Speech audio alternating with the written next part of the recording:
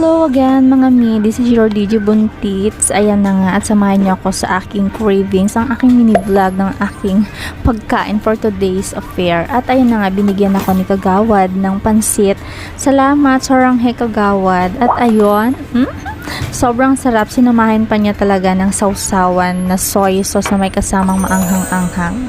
Nagimas.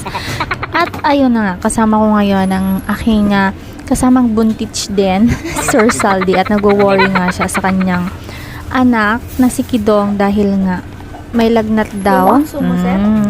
Uso ngayon ang lagnat mga sis, mga mi, kaya alam na Dels.